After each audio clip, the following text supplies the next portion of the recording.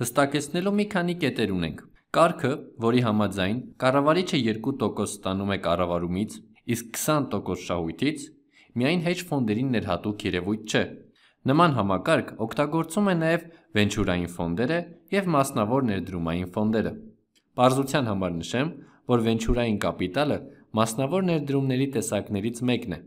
բայց երբ ասում ենք մասնավոր ներդրումային ֆոնդ, սովորաբար վենչուրային կապիտալը նկատի չունենք։ Բոլոր այս իրավիճակներում 2% կառավարման և 20% շահույթի համար է։ Վենչուրային և մասնավոր ներդրումային ֆոնդերը լինում են ՍՊԸ-ներ։ Լինելու են նաև կառավարող կազմակերպություններ, որոնք դրա համար կոմիսիոն վճար են ստանալու և շահույթից տոկոս են ստանալու։ Կառուցվածքի տեսանկյունից միակ էական տարբերությունն այն է, որ hedge ֆոնդը մեծ հավանականությամբ ներդրում է կատարելու պետական արժեթղթերում։ Այն կարող է անմիջապես գումար ստանալ և շրջանառության մեջ դնել։ Սովորաբար ներդնում են բարձր լիկվիդայնություն ունեցող ակտիվներում։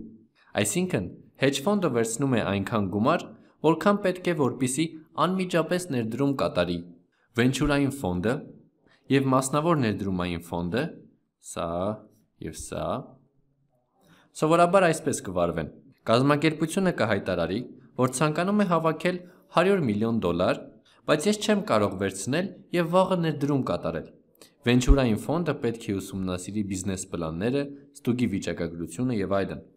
Իրավիճակը նույնն է մասնավոր ներդրումային ֆոնդերի հետ։ Պետք է գտնել կազմակերպություններ,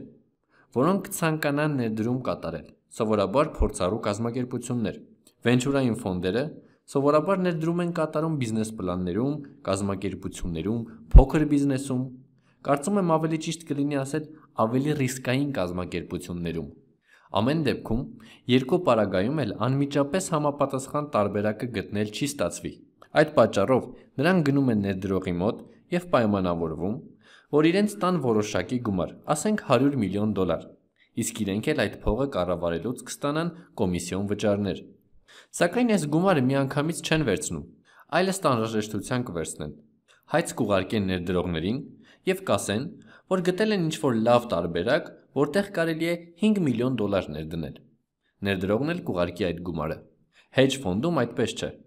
Սրա դեպքում նախօրոք ամբողջ գումարը փոխանցվում է, չնայած որ վարձատրության եղանակը նույնն է։ Ահա թե ինչու, եթե գնաս բիզնես դպրոց, կտեսնես, որ hedge ֆոնդերում մասնագիտական առաջխաղացումը բավականին գրավիչ է, հատկապես այնտեղ սովորող և ֆինանսներով զբաղվող մարդկանց համար։